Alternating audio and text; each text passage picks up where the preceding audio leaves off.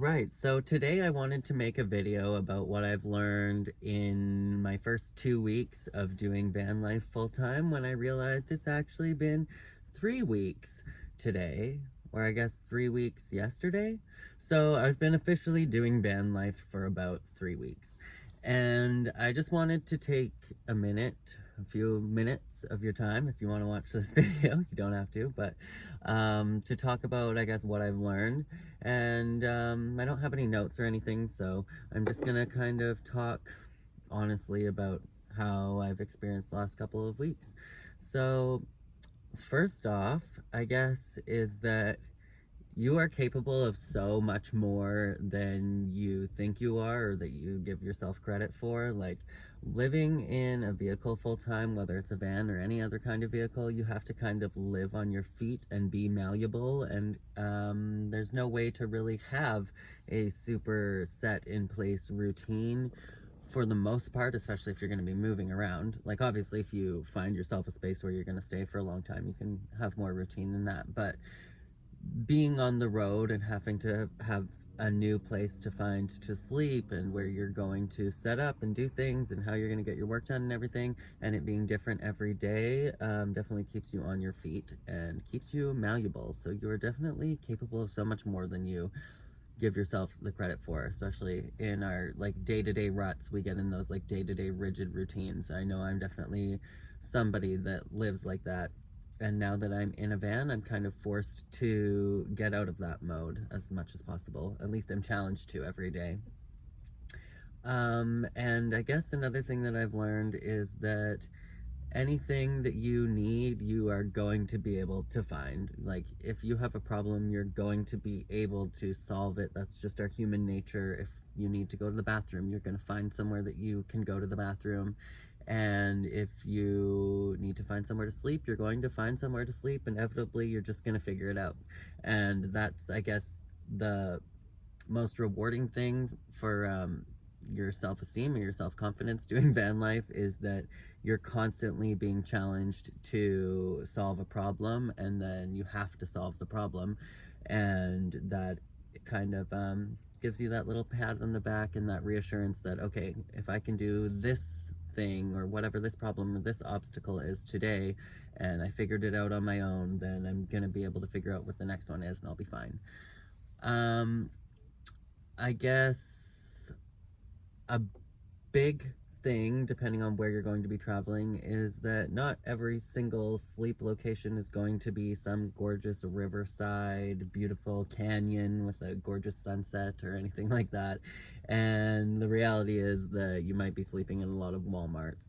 And I just watched a beautiful sunset here in St. Catharines. I spent yesterday in Niagara Falls and I went to the waterfall and it was absolutely gorgeous. But right now I'm kind of in a parking lot outside of a Planet Fitness. There's a Walmart behind me, and I've been spending, honestly, a lot of my nights at Walmart. It is so hard in this section of Canada, at least by Toronto, where it's like the most heavily populated area in the country. It's definitely difficult to find places that are just open to have people dwelling in a van. And even if you're being stealth about it, they're gonna find you. You're gonna get the knock.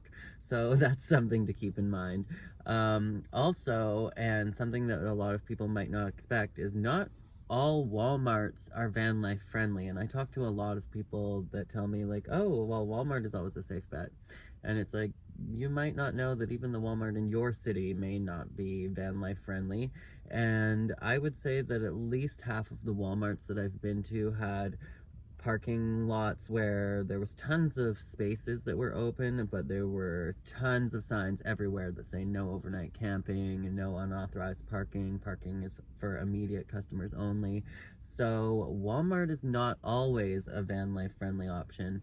However, there have been a good deal of Walmarts so far where I was able to stay no problem, and even some other ones where it said no overnight camping, and I kind of tried to do it stealth and get away with it, and I was fine. Another one where I got the knock. So there's that. But one way to work your way around that is to get comfortable with spending your time sleeping in a Walmart parking lot and finding great places that you can go explore during the day. So in Brockville, for example, the Walmart parking lot is fine for me to sleep there, and then during the day I can go to the Mac Johnson, which is this beautiful nature reserve, and it is like 5-10 minute drive maybe from the Walmart. So there's a gorgeous place to spend the day. Can't park there overnight, but that's fine. So there's that. Now, when it comes to showering, I would definitely say that being self-conscious is not going to serve you in this lifestyle.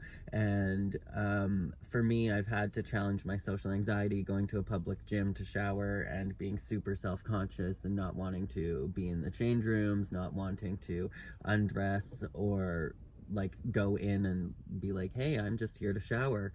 Um, Having those feelings are not going to serve you, and it's easier said than done to just not feel that way. But for me, it's just been a challenge every day working on my self-consciousness, working on just overcoming those feelings of worrying about like what people that I'm never going to see again think of me getting set up in my van, or think of me when they see through the window that there's somebody sleeping in here, or when people see me climbing from the back to the front, or just going into a new Planet Fitness and having a shower. Like, you're never going to see these people again, and even if you do, who cares?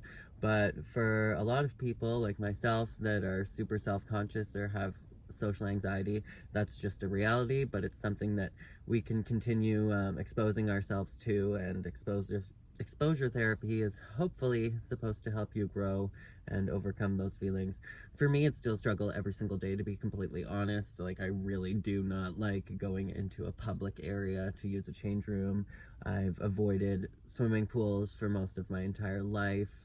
I've never been comfortable in a change room setting, but that's just me, and that's how it's been so far. Also, when it comes to living in a van, a lot of people kind of forget that you still have bills to pay, you still have to fund your life, you have to pay for insurance, you have to pay for gas, you may have to pay for parking, you have to feed yourself.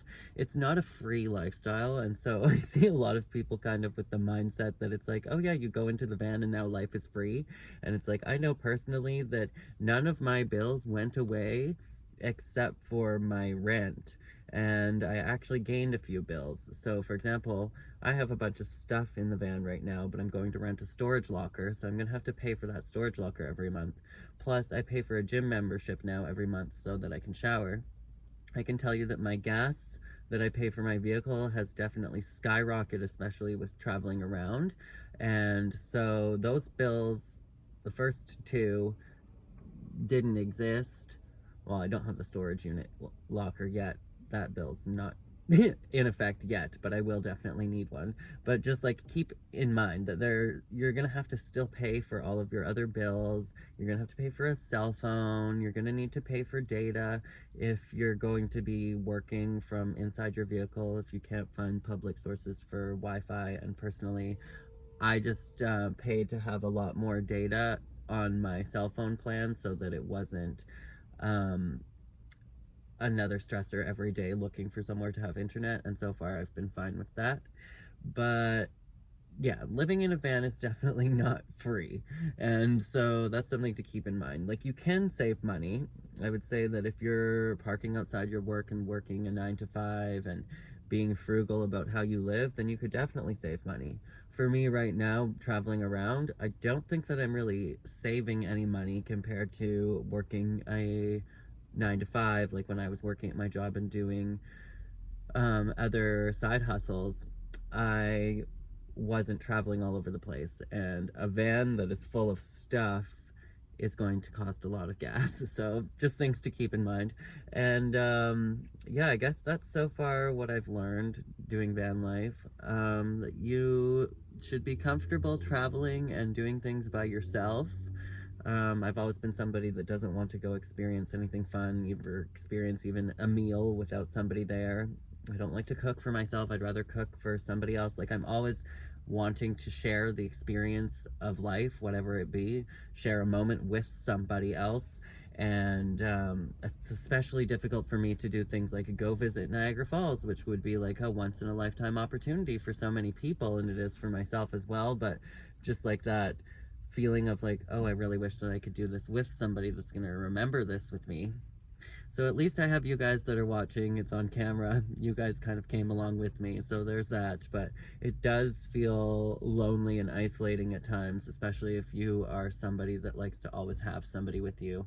Like, I've never went backpacking or anything because I've always just had a fear of traveling alone, or not even like a fear as well, yes, but also like I didn't have an interest. Like, I'm like the kind of person that I'm like, oh, I don't want to go do this fun thing if you can't be there. Like, I want like a parent or a sibling or a best friend to come along with me to do anything fun that's memorable. But sometimes in life you just have to do things by yourself or you're never going to do them. And I definitely had to get over that fear traveling from Alberta all the way out to Ontario, especially to Eastern Ontario. I had to get over the fear of traveling by myself, and after I got over the fear, there was such a sense of freedom to be able to make the decisions, all of the decisions, make all the calls, and go where you want to go. But there is that also that sense of sadness, being like, oh, I wish somebody else could come along for the journey. But yeah, those are my little tidbits and my takeaways, I guess, so far from my first 3 weeks in van life. If you have any questions and you watch this video all the way to the end, first of all, thank you. And second of all, yeah, definitely let me know any questions and comments down below. And I hope you guys enjoyed this video, and I hope that you'll come along for the rest of my journey with me. I'll catch you in the next one. Bye.